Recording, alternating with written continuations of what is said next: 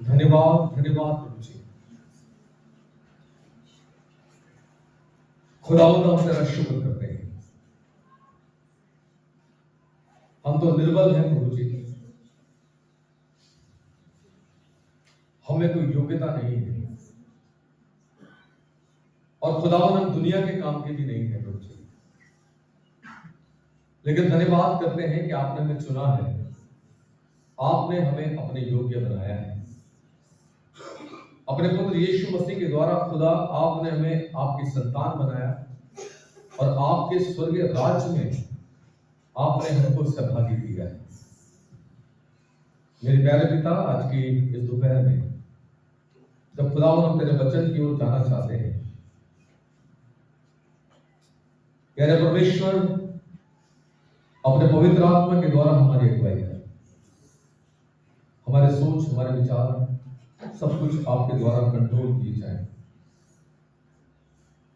मैं खुदावंद आपका धन्यवाद करता हूं, आपके हाथों में सौंपता हूं प्रभु जी।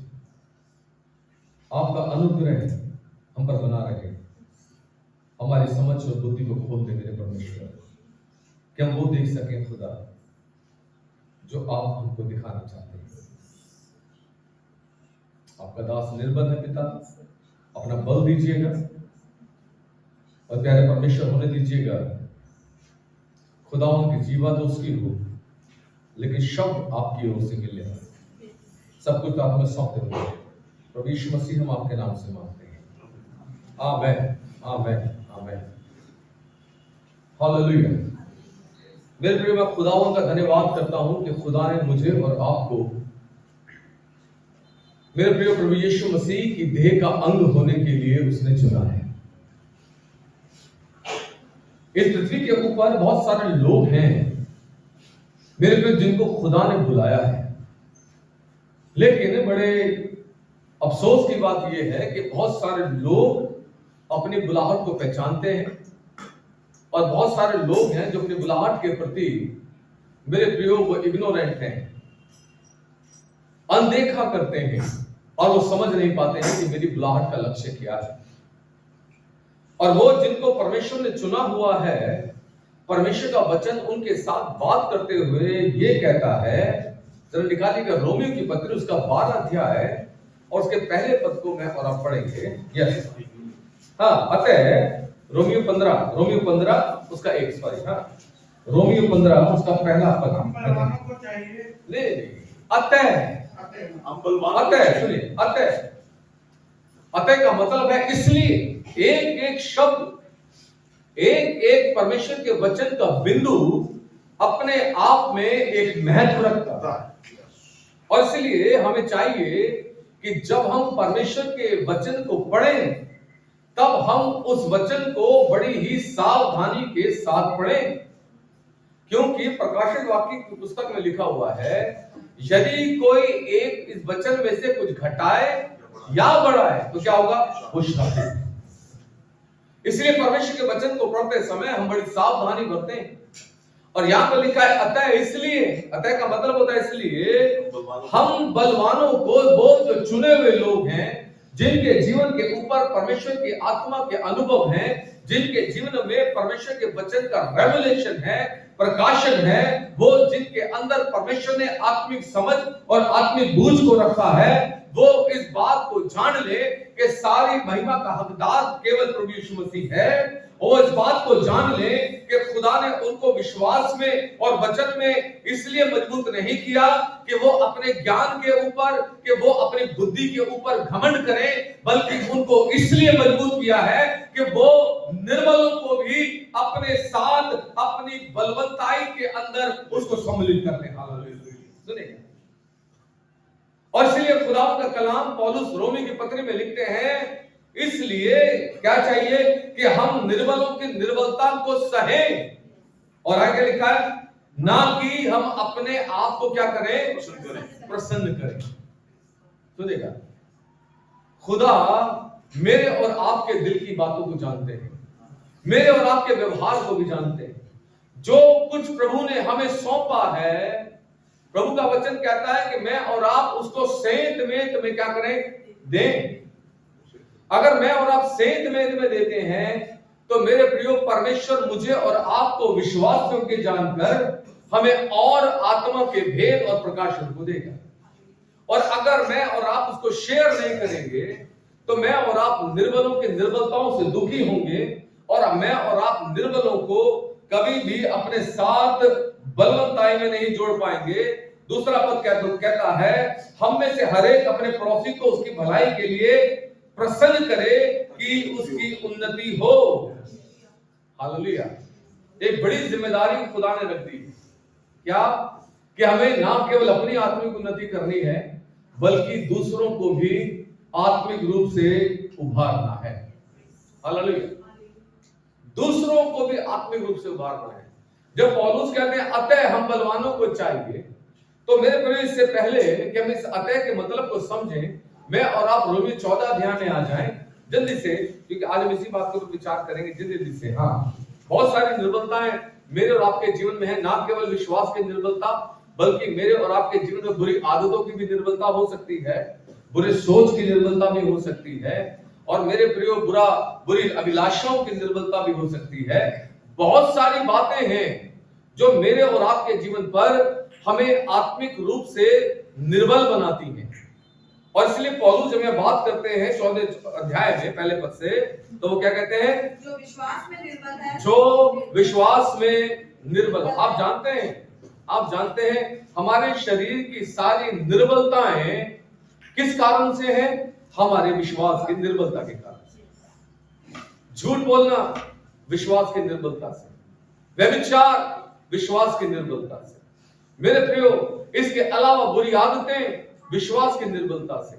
और यह विश्वास मेरे प्रियो मेरे और आपके जीवन पर बलवंत बन सकता है अगर मैं और आप परमेश्वर के वचन को दृढ़ता के साथ जानने के लिए अपने आप को तैयार करें। तो और उस कहता है, ओ जब तुम निर्बुद्धि थे तुमने अपने अंगों को पाप के हथियार बनाकर सौंप दिया था, लेकिन अब जब तुम पर दया हुई है तो तुम मेरे समान अपने शरीर के अंगों को धर्म के हथियार होने के लिए परमेश्वर को समर्पित करो, सौंपो। हम बात कर रहे हैं निर्बलता की। हमें ऐसा कोई नहीं है जिसके अंदर निर्बलता ना हो, लेकिन जब हमने परमेश्वर के वचन को नहीं जाना था तब ये निर्बलताएं हमारे जीवन पर भरपूरी के साथ थी, और ये निर्बलता हमें जैसा चाहती थी वैसा ही हमको ले जाती थी। हम जैसे ही चलाते थे हम चलते थे मेरे प्रिय। लेकिन जब हमने विश्वास किया और परमेश्वर के वचन को जाना, अपना जीवन समर्पित किया, जैसे जैसे हम परमेश्वर के वचन से अपडेट होने लगे, मेरे प्रियो इन निर्बलताओं की पकड़ हमारे जीवन पर कम होने लगी। सुन, मेरे और आपके जीवन पर छुटकारा आने लगा, मेरे और आपके जीवन पर अद्भुत आनंद आने लगा, मेरे और आपका जीवन परमेश्वर की आत्मा के अनुभवों से भरने लगा। और इसलिए मेरे प्रिय पौलुस हमें कहते हैं कि जो विश्वास में निर्बल हैं, क्या करो? उनको अपनी संगति में ले लो। क्या करना है? क्या करना है? अपनी संगति में लेना है। कल जब मैं प्रचार कर रहा था तो मैं मत्ती सुसमाचार उसके 25 अध्याय में, जहां प्रभु यीशु मसीह ने एक दृष्टांत दिया, और दृष्टांत दिया 5 तोड़ों का, 2 तोड़ों का और 1 तोड़ों का, मैं बात कर रहा था। और हमने वहां पर उस व्यक्ति के बारे में बातचीत करी जिसको 1 तोड़ा मिला था, और उस तोड़े का उसने क्या उपयोग किया? उसने उस तोड़े को खोद करके मट्टी में दबाया, और मैं बता रहा था उसने अपने मालिक को जवाब दिया, मैं जानता था तू कठोर मनुष्य है, जहां तू बोता नहीं वहां से काटता है, जहां तू बखेरता नहीं वहां से बटोर लेता है। मैं बहुत डर गया था, और इसलिए मैंने क्या करा, अपना तोड़ा कहां दबाया? मट्टी में दबा दिया, ताकि जब तू आए तो क्या करूं, मैं वो तोड़ा तो निकाल कर दे दूं। उसका आइडिया तो बहुत अच्छा था, लेकिन मालिक को उससे लाभ नहीं था। मालिक ने उससे कहा, जब तू जानता था मैं ऐसा व्यक्ति हूं तो भला होता कि तुम ये मेरा तोड़ा सर्राफों को दे दिया, और जब मैं आता तो मैं उनसे ब्याज सहित क्या करता? इसको ले लेता। बड़ी छोटी सी बात है मेरे प्रियो। और ये व्यक्ति अपने विश्वास की निर्बलता के कारण अपने उस तोड़े को, अपने उस टैलेंट को वो उससे लेन देन नहीं कर पाया, उसको बढ़ा नहीं पाया, और ना ही अपने उस तोड़े से वो इस योग्य हुआ कि वो एक तोड़ा और कमा लेता, लेकिन उसके दिल के अंदर डर, उसका भय, उसने उसके टैलेंट को उपयोग होने से क्या कर दिया, रोक दिया। आज मेरे प्रियो, वो तोड़ा जो प्रभु ने सबको दिया हुआ है, मेरे और आपके पास भी है, लेकिन मैं और आप उस तोड़े का कैसे इस्तेमाल कर रहे हैं। विश्वास की निर्बलताएं हमें प्रभु का काम करने में बाधा उत्पन्न करती हैं। विश्वास की निर्बलताएं हमें अविश्वास से भर देती हैं। विश्वास की निर्बलताएं हमें शक और शुभात से भर देती हैं, होगा या नहीं होगा मेरे प्रियो। पौलुस कहते हैं, और लेकिन जो विश्वास में निर्बल है उसे अपनी संगति में क्या करो, ले लो। और ये संगति में लेने के लिए कारण क्या है, इसलिए मतलब कि उनकी शंकाओं पर तुम क्या करो, विवाद करो। जो जैसा है उसको वैसे ही रहने दो। सुनेगा, बाइबल कहती है, नीति वचन में लिखा है, जैसा लोहा लोहे को चमकाता है वैसे ही उसके मित्र की संगति में क्या होता है, उसका मुख भी चमकदार हो जाता है। आपको जरूरत नहीं कुछ करने की, है ना।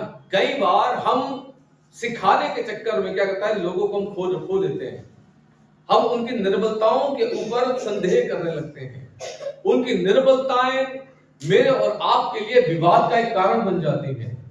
जरूरत किस बात की है, जरूरत इस बात की है कि मैं और आप जो बलवान हैं परमेश्वर के वचन में, मेरे प्रियो, मैं और आप अपने आप को औरों के लिए एक रोल मॉडल करके प्रेजेंट करें।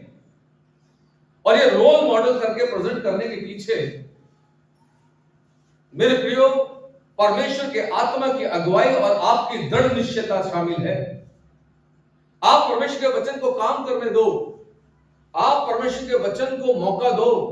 मुझे याद है जब पंडित धर्मप्रकाश शर्मा एक सभा में, ओपन सभा में प्रचार कर रहे थे और वो बता रहे थे कि कैसे उन्होंने यीशु मसीह को जाना और कैसे उन्होंने अपना जीवन समर्पित किया, कैसे उन्होंने प्रभु यीशु मसीह के अंदर उद्धार को प्राप्त किया, कैसे उन्होंने परमेश्वर की परिपूर्णता को प्रभु यीशु मसीह में देख लिया। और जब सभा समाप्त हुई और वो सबसे मिल रहे थे, तब उन्होंने कहा, एक लड़का मेरे पास आया और वो लड़का मेरे पास आकर के मुझसे कहने लगा, सर मैं आपकी बातों से सहमत नहीं हूं। उन्होंने बड़े प्रेम से उसकी तरफ देखा और उसने कहा, हमारे पास इतने शास्त्र हैं, हमारे पास इतने सारे इष्ट हैं और इसलिए मैं आपकी बात से सहमत नहीं हूं। पंडित धर्मप्रकाश शर्मा ने कहा, तुम किस इष्ट की आराधना करते हो? उसने अपने इष्ट का नाम लिया।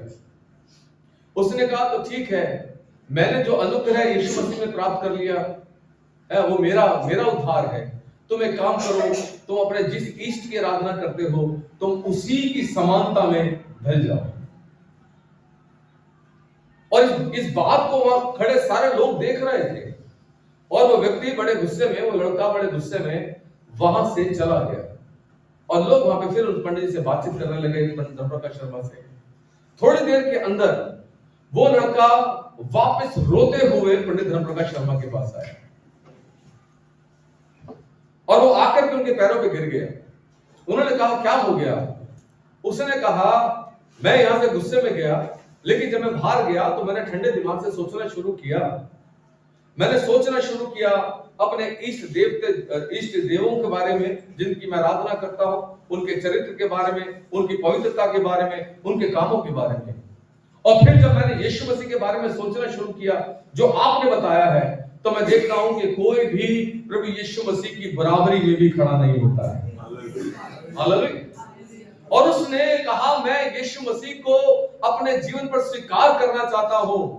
मैंने आपके जीवन को देख लिया, इसलिए मैं अब सत्य और पवित्रता में अपने जीवन को जीना चाहता हूं। जीवन बदल गया। हालेलुया। बाइबल कहती है, लिखा है कि मैं और आप निर्बल, जो विश्वास में निर्बल हैं, उसे अपनी संगति में ले लें, परंतु शंका के लिए नहीं, विवाद करने के लिए नहीं। मेरे प्रिय, चूंकि एक को विश्वास है सब कुछ खाना उचित है, परंतु जो विश्वास में निर्बल है वो साग पात ही खाता है। कल हम चर्चा कर रहे थे इस बात के ऊपर।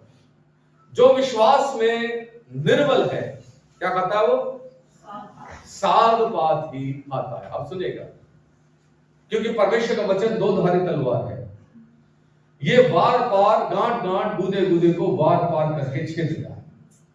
ये दो तरीके की बात करता है। पहली बात ये कि मेरे प्रिय, दुनिया का भोजन वो हमारे शरीर के लिए है, चाहे हम साग पात खाएं और चाहे हम नॉनवेज खाएं।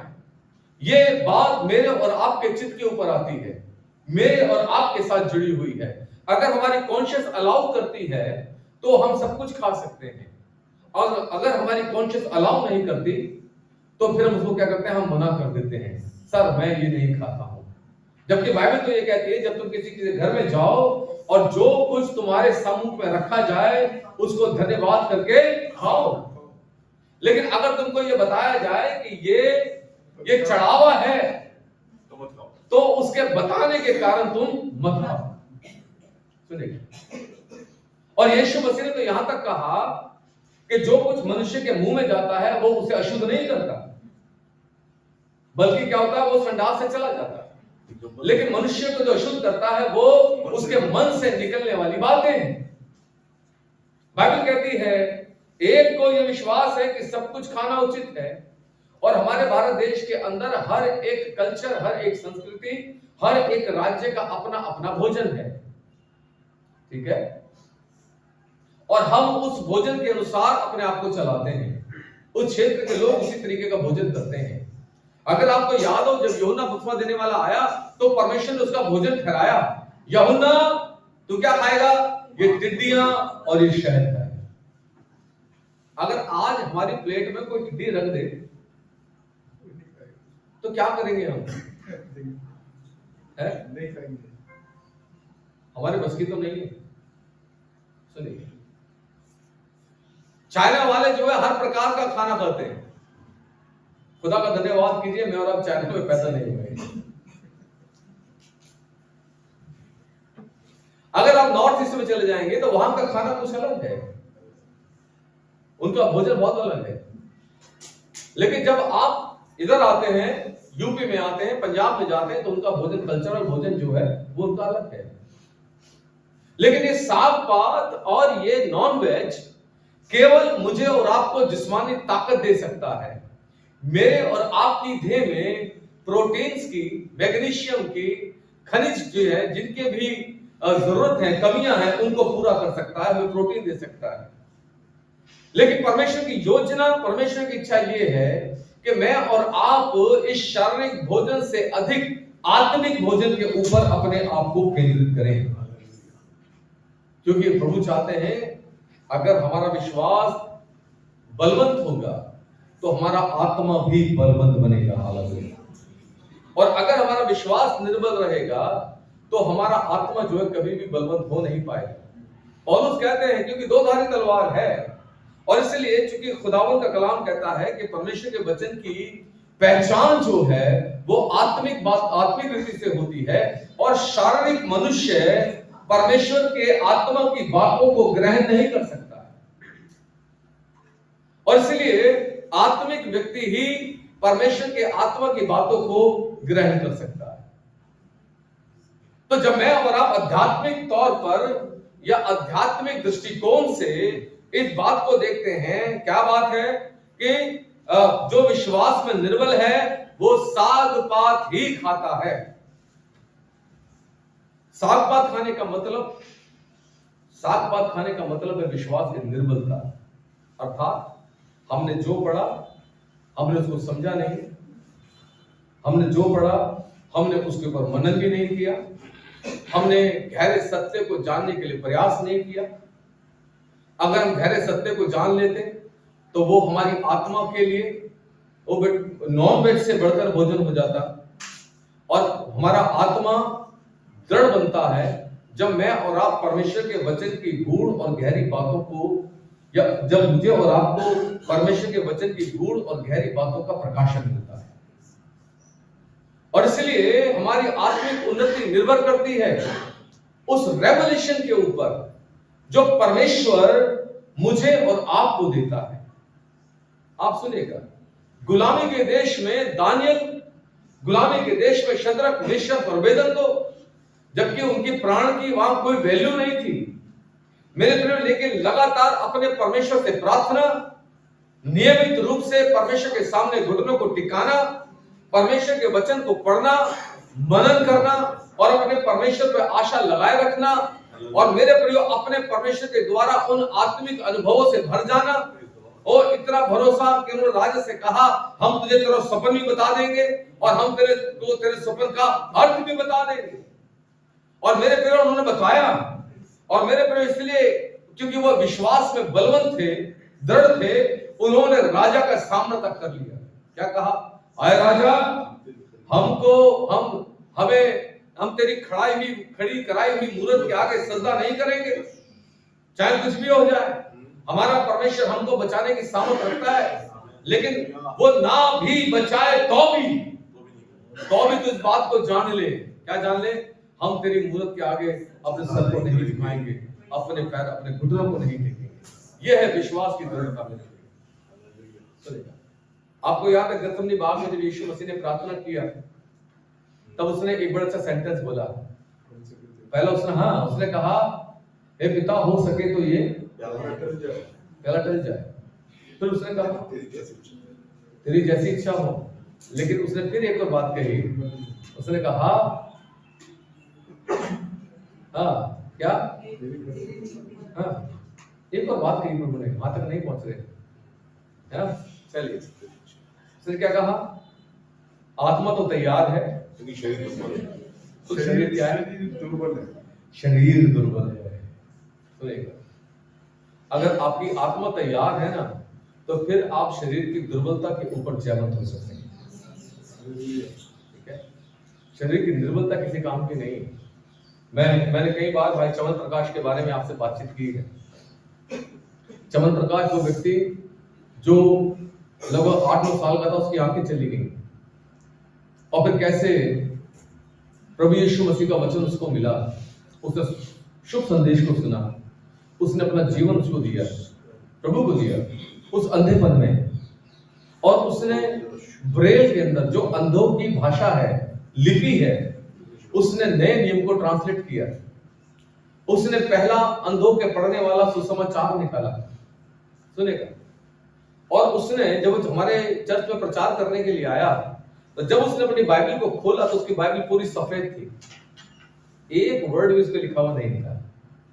ठीक है, और जब प्रचार करने के लिए खड़ा हुआ तो उसने ऐसे करके प्रचार करना शुरू किया।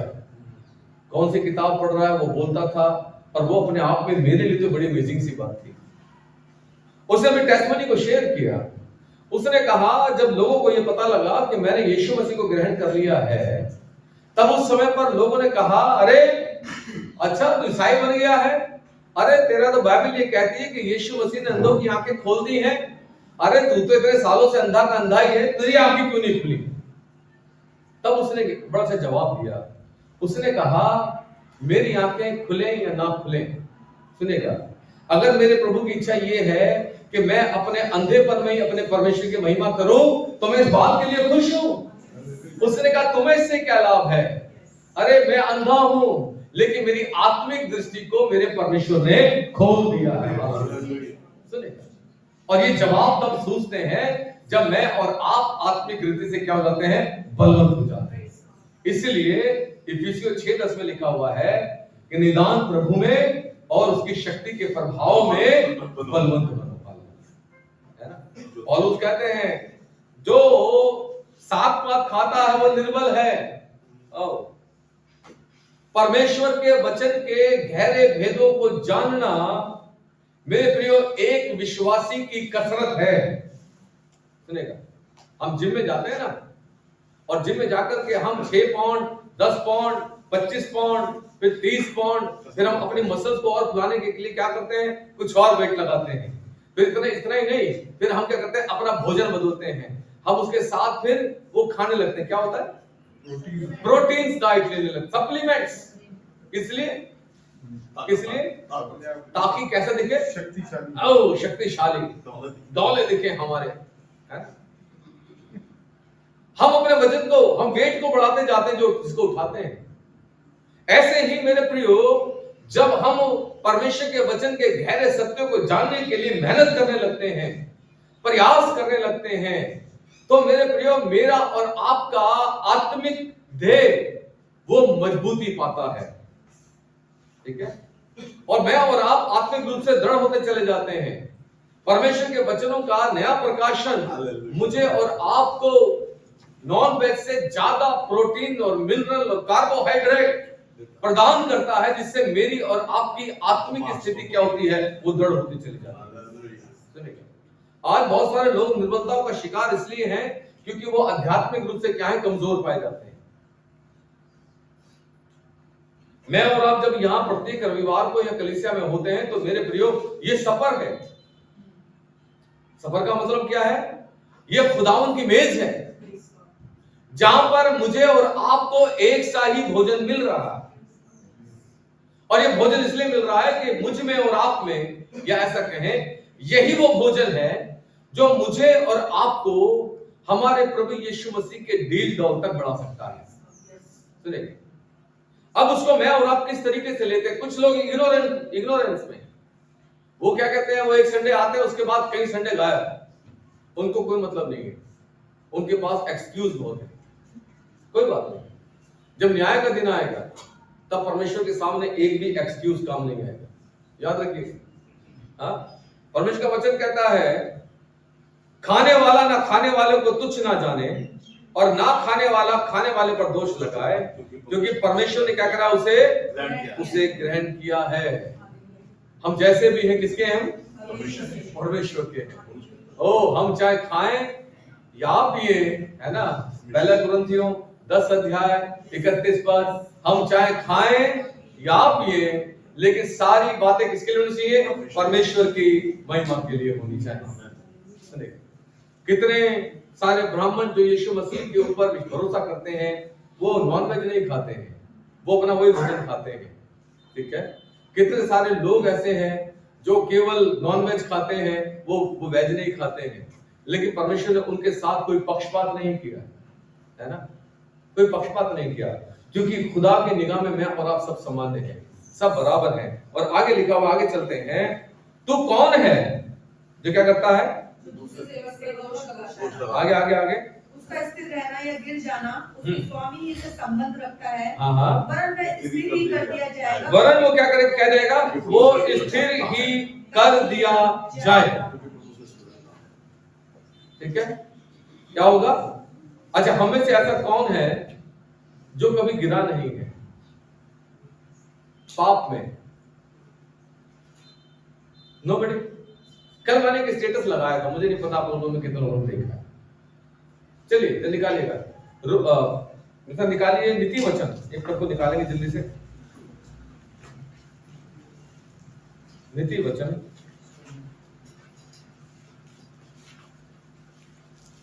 यस 24 का 7 पढ़ेंगे ना। एक मिनट, नीति वचन 1 मिनट, 24 का 1 मिनट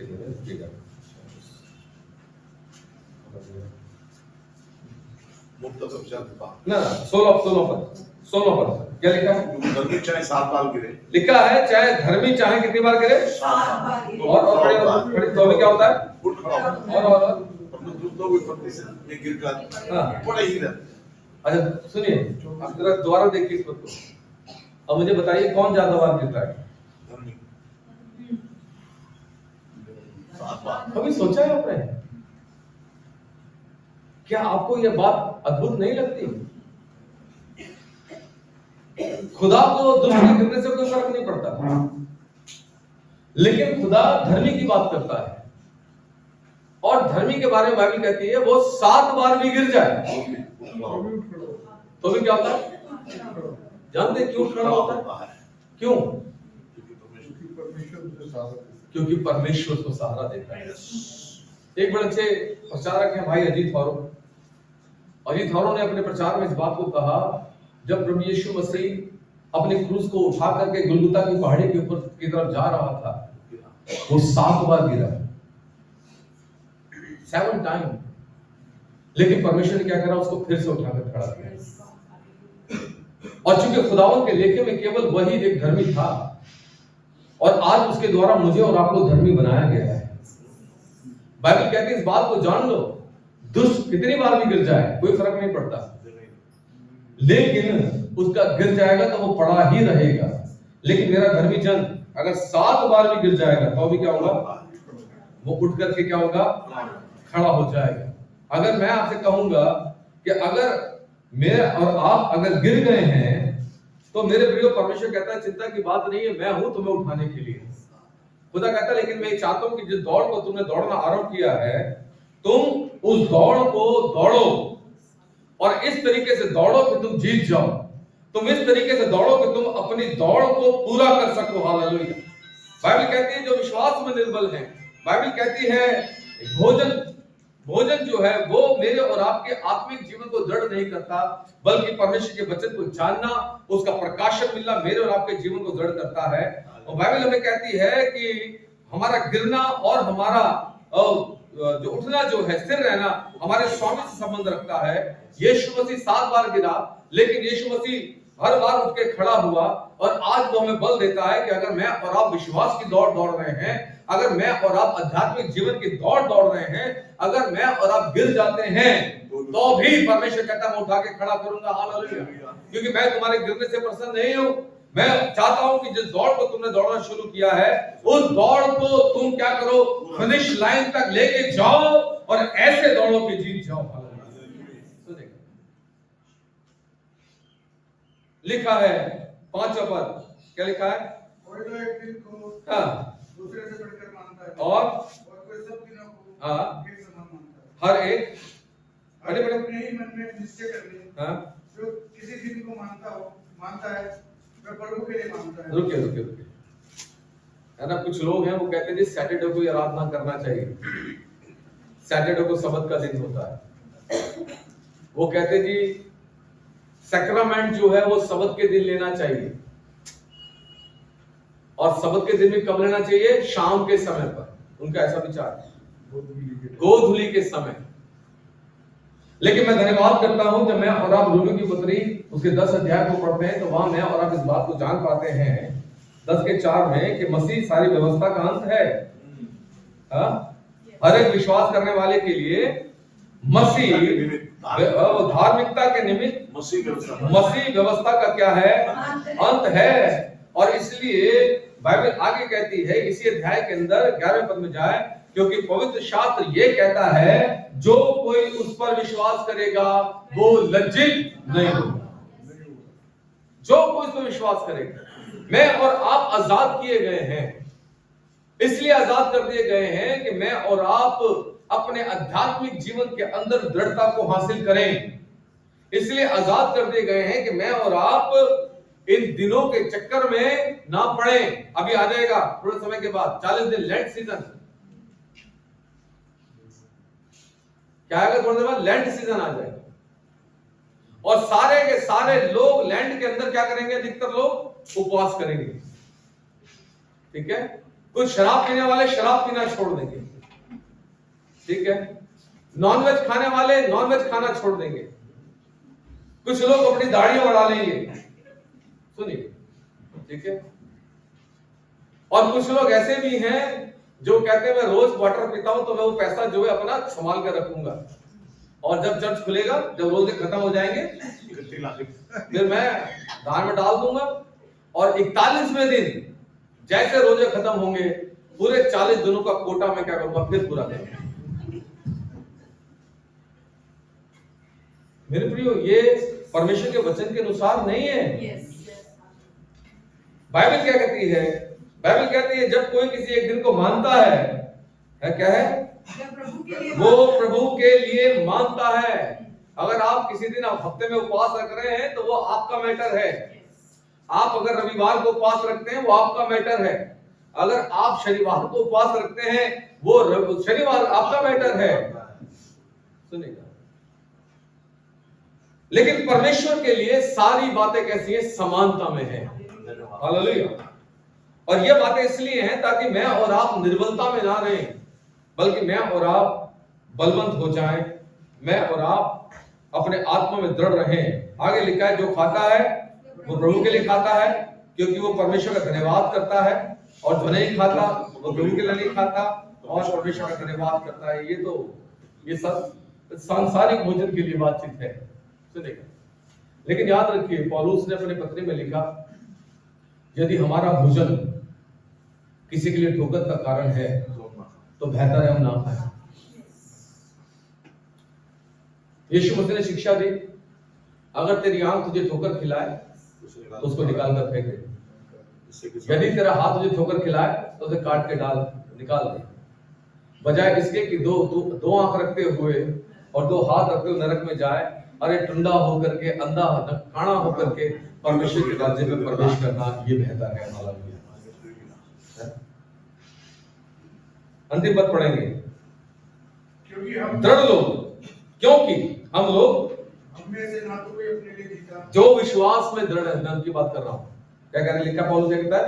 हम में से ना तो कोई अपने लिए जीता है और ना ही कोई अपने लिए मरता है। आगे बढ़िए, यदि हम जीवित हैं तो प्रभु के लिए, यदि मरते हैं तो प्रभु के लिए मरते हैं, और यदि हम मरते हैं तो प्रभु के लिए मरते हैं। अतः हम जिए या मरे हम प्रभु ही के हैं। और चाहे हम जिए या मरे, किसके हैं? हम प्रभु ही के हैं। जानते हैं ये स्टेटमेंट किनके लिए है? ये स्टेटमेंट है उन लोगों के लिए जो विश्वास में दृढ़ हैं। उनके जीवन का एक ही लक्ष्य है, और उसकी तरह, मैं जीना मेरे लिए मसीह है और मर जाना मेरे लिए है। लेकिन जरूरत इस बात की है मेरे प्रियो, जो आग परमेश्वर के वचन ने, जो आग परमेश्वर के आत्मा ने आपके जीवन में लगाई है, आप इस योग्य हो जाएं कि उस आग को आप दूसरों के जीवन पर भी लगा सके। हालेलुया। ताकि वो भी बलवंत हो जाए, वो अपनी निर्बलताओं से छूट जाए और वो अपने आप को खुदाओं के समूह में दृढ़ता के साथ ला सके। May God bless you all. खुदा हम सबों को बहुतायत के साथ आशीष दे। आइए प्रार्थना की तरफ जाएंगे और अपनी आंखों को बंद करेंगे। हालेलुया। और धन्यवाद, महिमा करते हैं खुदा हम आपकी, हम आपके नाम को धन्य कहते हैं मेरे प्रभु। आपका नाम ऊंचा है खुदा प्रभु, आपका नाम मुबारक है मेरे परमेश्वर। खुदा सारा आदर सम्मान आपको देते हैं, महिमा गौरव और जलाल आपको देते हैं, क्योंकि आप ही योग्य हैं खुदा। धन्यवाद करते हैं अपने बच्चों की निर्बलताओं को दूर कर खुदा। तेरा वचन कहता है तूने हमारी निर्बलताओं को सह लिया है। हालेलुया। तूने हमारी निर्बलताओं को उठा लिया है मेरे परमेश्वर, और तेरे कोड़े खाने से खुदा हम चंगे हुए हैं। ओ प्रभु, तेरा पवित्र आत्मा और खुदा तेरे पवित्र आत्मा की सहभागिता हमारे आत्मा को दृढ़ और मजबूत करती है। तेरा परमेश्वर हम प्रार्थना करते हैं मजबूती दे खुदावन के जन को तेरा सौंपते हैं।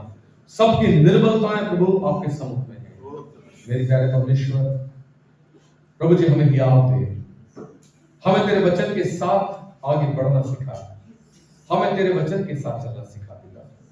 सब कुछ आपका तुम्हें सौंपते हुए धन्यवाद के साथ मेरे प्यारे परमेश्वर प्रभु यीशु राजा, आपके ही बड़े जिंदा जलाली और सामर्थ्य नाम से प्रार्थना मांगते हैं। आमीन आमीन।